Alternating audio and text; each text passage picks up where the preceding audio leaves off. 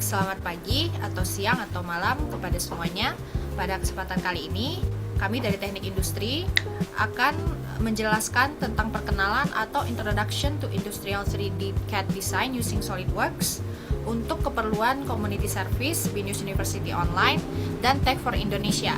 Kami mahasiswa Teknik Industri, saya Siti Fathia Humaira dengan NIM 27024991922. Perkenalkan, saya Sekar Ramadhani dengan NIM 27024924171. Dan saya Ardita Putri Salsabila dengan NIM 27024948880. Di sini saya akan menjelaskan mengenai pengertian gambar teknik. Gambar teknik merupakan media komunikasi yang digunakan untuk menyampaikan informasi tentang suatu benda atau komponen secara jelas, tepat, dan standar. Dalam gambar teknik, ditampilkan bentuk, ukuran, skala simbol, serta spesifikasi yang diperlukan untuk proses perancangan, pembuatan, dan perakitan suatu produk. Gambar teknik mengikuti standar dan aturan tertentu agar dapat dipahami. Gambar teknik terdapat dua jenis, yaitu gambar 2D dan gambar 3D. Gambar 2D merupakan representasi bidang datar yang hanya memiliki dimensi panjang dan lebar, sehingga penyajiannya dapat menggunakan proyeksi tampak depan, belakang, atas, dan samping untuk membentuk ukuran kerja. Software yang digunakan yaitu AutoCAD. Sedangkan gambar 3D merupakan representasi objek yang memiliki 3 dimensi dengan panjang, lebar, tinggi, sehingga dapat menampilkan bentuk ruang, volume, serta lebih realistis. Untuk software yang biasa digunakan diantaranya yaitu SolidWorks, CATIA, Inventor, NX Siemens, atau ZCAD. Nah, di sini tertampil gambar 2D di mana terdapat dua proyeksi, yaitu proyeksi Eropa, di mana gambar pandangan utama bagian depan, proyeksi atas disimpan pada bagian bawah. Sedangkan pada proyeksi Amerika, gambar tampak proyeksi pandangan atas disimpan pada bagian atas. Di sini juga terdapat gambar 3D, contoh-contohnya ada beberapa produk di mana bentuknya lebih realistis dan memiliki volume serta bentuk. Di sini kami akan menjelaskan mengenai software SolidWorks. Software SolidWorks itu sendiri merupakan software yang digunakan untuk membuat desain, dapat menggunakan desain 3D, 2D, ataupun simulasi produk sebelum proses produksi. Software ini banyak digunakan oleh desainer produk. Fungsi utamanya yaitu membuat model 3D, penggabungan beberapa part menjadi komponen ASI, membuat gambar kerja 2D, dan melakukan simulasi. Di sini saya akan menjelaskan mengenai bagian satu yaitu sketching. Langkah-langkah membuat sketch yang pertama yaitu membuka file part baru pada SolidWorks. Lalu pilih salah satu plane yaitu top, front, ataupun right pada area modeling. Yang ketiga, plane tersebut dapat dipilih sketch pada bagian toolbar menu. Yang lalu selanjutnya dapat menggunakan shortcut Ctrl8 agar tampilan menjadi normal. Selanjutnya terlihat pada tampilan ada sketch yang diinginkan seperti line, side, circle, ataupun rectangle sesuai dengan apa yang ingin kita sketch nantinya. Lalu kita dapat menggunakannya untuk menggambar sketsa tersebut. Setelah selesai, kita dapat mengklik exit untuk kembali ke mode modeling. Ini merupakan tampilan awal untuk SolidWorks. Lalu selanjutnya terdapat 3 bagian. Kita akan membuat pada bagian part. Di sini ada front, top, dan right sebagai plane untuk membuat sketch. Lalu ini adalah gambar produk yang ingin kita buat. Langkah pertamanya yaitu membuat sketch dengan menggunakan tampilan dasar atau dimensi seperti pada area tertampil. Baiklah, akan dilanjutkan dengan bagian 2, itu dengan proses modeling. Langkah-langkah untuk membuat modeling, yang pertama kita akan membuat file baru dengan membuka file, klik new dan juga part yang sudah dijelaskan sebelumnya. Kemudian kita akan memilih sketch yang sudah dibuat pada plane. Untuk membuat 3D modeling sketch, kita dapat memilih fitur-fiturnya. Terlihat pada gambar seperti ini. Fitur yang akan kita pilih yaitu adalah extrude base untuk mengenerate benda padat. Kemudian untuk bentuk putar atau silindris kita bisa menggunakan fitur revolve. Kemudian untuk potongan atau lubang kita bisa menggunakan extrude gun. Selanjutnya, jika membutuhkan detail pada produknya seperti fillet, chamfer, shell, atau pattern, kita bisa pilih pada bagian toolbar ini. Selanjutnya kita dapat menyimpan hasil modelingnya. Pada step sebelumnya kita sudah membuat sketch. Dengan sketch tersebut diawali dengan memilih fitur pada toolbar yaitu Wildman dan membuat sketch. Nah, sketch tersebut akan di-generate dengan Wildman ini dengan struktural member. Karena sudah membuat sketch, kita bisa memilih sketchnya.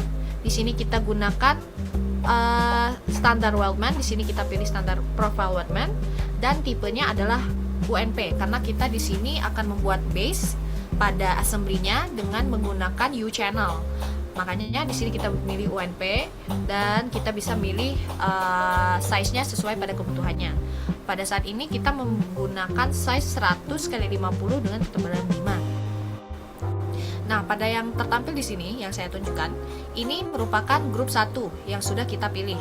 Kemudian untuk yang belum digambar yang sudah kita gambar pada bagian atas ini, untuk 2 U channel ini, kita bisa generate pada grup 2 karena dia merupakan grup yang berbeda. Selanjutnya kita bisa melanjutkan untuk membuat bagian lain pada base ini. Di sini kita bisa memilih plane sketch-nya pada bagian surface ini, kita klik dan kita buat sketch seperti yang tertampil dengan ukuran dan juga jarak yang sudah di generate. Selanjutnya untuk bentukan ini kita akan buat dengan extrude boss dengan ketebalan yang kita butuhkan. Setelah di extrude, kita akan membutuhkan lubang untuk proses assembly. Pada part ini kita akan membuat lubang sesuai yang akan menyesuaikan dengan part yang akan dipasang. Nah, di sini kita sudah menentukan dimensi-dimensinya. Untuk membentuk lubang, tadi kita sudah jelaskan kalau untuk membentuk lubang kita pertama membuat sketch dan kemudian kita akan pilih fitur untuk extrude cut. Nah, seperti ini. Di bagian tree kita sudah lakukan cut extrude dengan sketch yang sudah kita beri dimensinya.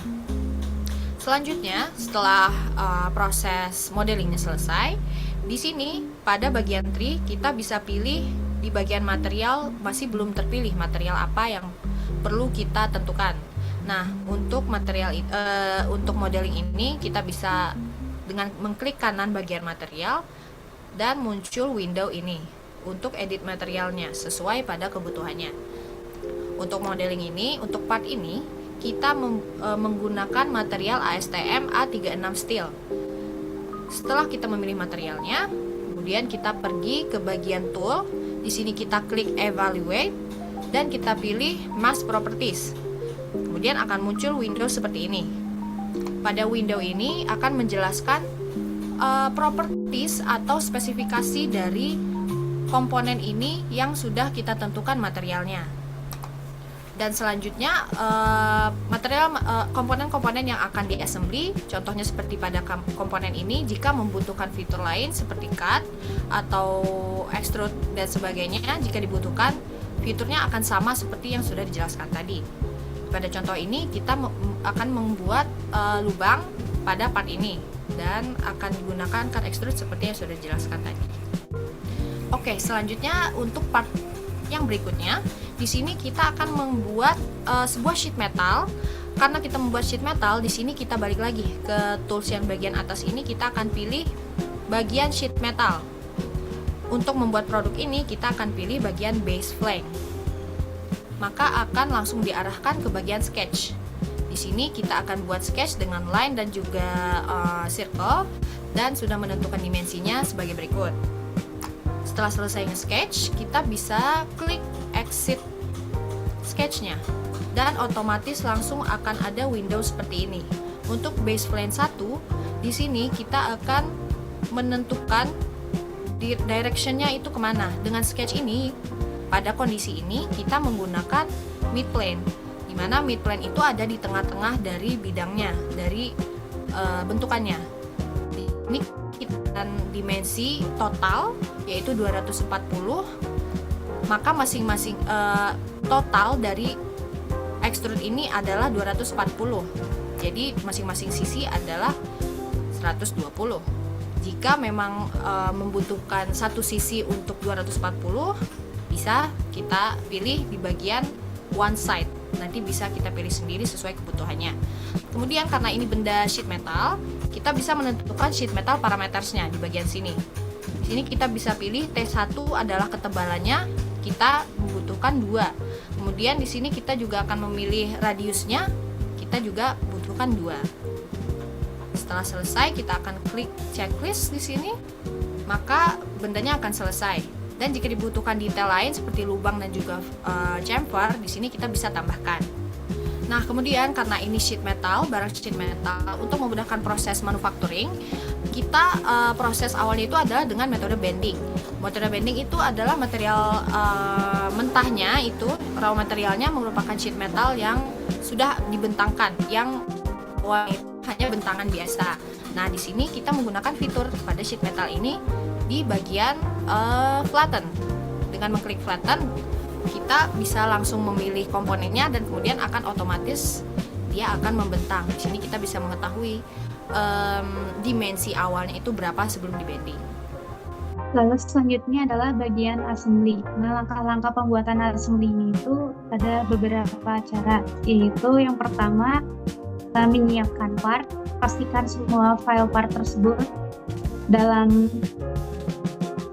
format SLD PRT atau part sudah siap. Nah, yang kedua, buat assembly baru, yaitu dengan cara mengklik file, new, dan memilih fitur assembly. Yang ketiga, memasukkan komponen dengan cara insert komponen. Tempatkan part pertama pada bagian kerja Windows kerja SolidWorks. Biasanya part pertama itu adalah posisinya fix dan tidak bisa diubah-ubah. Yang keempat itu tambahkan match hubungan part dengan coincidence, concentric, distance, angle sesuai dengan kebutuhan. Yang kelima, cek gerakan. Gunakan move komponen untuk memastikan part bergerak atau pas sesuai desain. Yang terakhir adalah menyimpan file assembly bisa menjadi file format assembly, yaitu SLD ASM. Nah, kalau membuat file assembly yaitu dari tampilan awal ini, klik new, lalu file dokumen assembly. Lalu pada toolbar assembly ini, klik insert komponen untuk memasukkan part-part ke Windows kerja SolidWorks ini. Setelah seluruh komponen part dimasukkan ke dalam assembly window ini, langkah berikutnya adalah memberikan match untuk menentukan hubungan dan posisi antara komponen. Fitur match di SolidWorks digunakan untuk mengatur bagaimana satu komponen berinteraksi atau terhubung dengan komponen lainnya. Beberapa jenis match yang digunakan dalam desain ini antara lain tuh bisa dipakai coincidence, paralel, perpendikular, dan sebagainya. Nah, lalu selanjutnya yang pertama ini adalah concentric match, yaitu digunakan untuk menyelaraskan dua komponen yang berbentuk lingkaran atau silinder sehingga memiliki pusat yang sama, misalnya pada hubungan antara poros pompa ini dengan lubangnya adalah memiliki hubungan konsentrik. Lalu selanjutnya yang digunakan itu adalah coincident match, yaitu digunakan untuk membuat dua permukaan atau dua garis berada pada posisi yang saling menempel atau berada pada bidang yang sama. Yang bagian keempat itu adalah properties. Langkah-langkah properties salah satunya adalah menetapkan material. Yang pertama adalah buka part atau assembly, klik kanan pada material di fitur manager, pilih edit material, pilih material dari daftar, misalkan diberikan material steel, aluminium, atau plastik, lalu mengaplikasikannya dan menutup Windows-nya. Lalu yang kedua, mengecek mesh properties. Itu buka part atau assembly, pilih evaluate, mesh properties dari toolbar.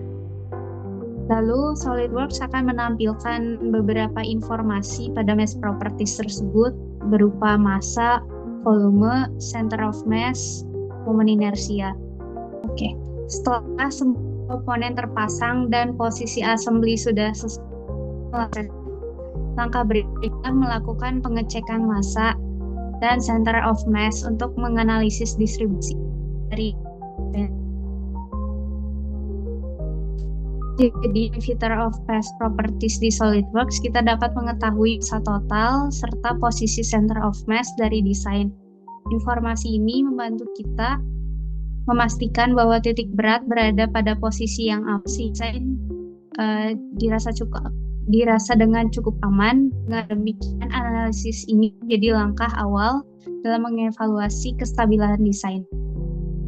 Pada gambar, center of mass itu menunjukkan titik beratnya suatu assembly. Itu menjadi analisis dasar bahwa desain itu sudah cukup stabil.